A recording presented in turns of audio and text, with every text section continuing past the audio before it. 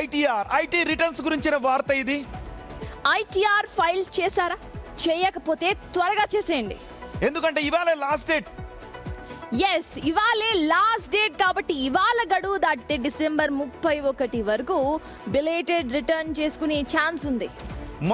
మొత్తం ఆదాయం 5 లక్షలు దాటిన వారు 5,000, ఆదాయం 5 లక్షల లోపు ఉన్నవారు 1000 అపరాధ రుసుము చెల్లించి పన్ను బాకీలపై ఆగస్టు 1 నుంచి నెలకు 1% చొప్పున వడ్డీ వర్తిస్తుంది.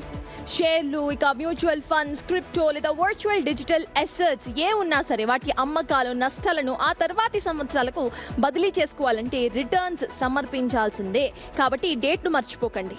ఇవాళ last date. Yeah, financial year 2005-2026కు సంబంధించి పన్ను చెల్లింపుదారులు జోరు చూపించారు.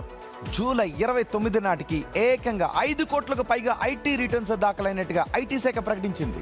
ఒక్క రోజే దాదాపు 30 లక్షల మంది రిటర్న్స్ ఫైల్ చేయటం ఇక్కడ విశేషం. వ్యక్తిగత పన్ను చెల్లింపుదారులు, ఉద్యోగులు తమ ఫామ్ 16 AIS, ఫామ్ 26 AS లోని వివరాలను సరిచూసుకొని ITR 1 లేదా ITR 2 ద్వారా తప్పులు లేకుండా ఫైలింగ్స్ ను పూర్తి చేయాలని అధికారులు ఇప్పుడు సూచిస్తున్నారు.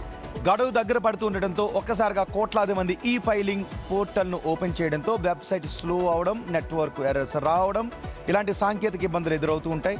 సో దీంతో గడువు తేదీని కొద్ది రోజులు పొడిగించాలని నెటిజన్స్ కోరుతున్నారు. అయితే ఈసారి ITR ఫామ్స్ ను అధికారులు చాలా ముందుగానే అందుబాటులోకి తెచ్చినందున గడువు పొడిగించే అవకాశం అయితే చాలా తక్కువగా ఉందనేది నిపుణులు చెప్తున్న మాట.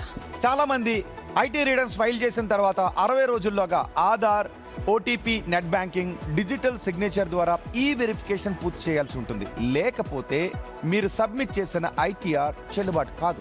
సో ఎస్, మళ్ళీ గుర్తుపెట్టుకోండి, ఈ రోజే ITR ఫైల్ చేయడానికి లాస్ట్ డే. ఆ తర్వాత డిసెంబర్ వరకు మళ్ళీ ఉంది, కానీ మేబీ ఫైన్స్ తీసుకుంటారు కాబట్టి ఈ రోజు లాస్ట్ డే. సర్వర్స్ బిజీగా ఉన్నా సరే ఈ రోజు ITR చెల్లించడానికి ట్రై చేయండి.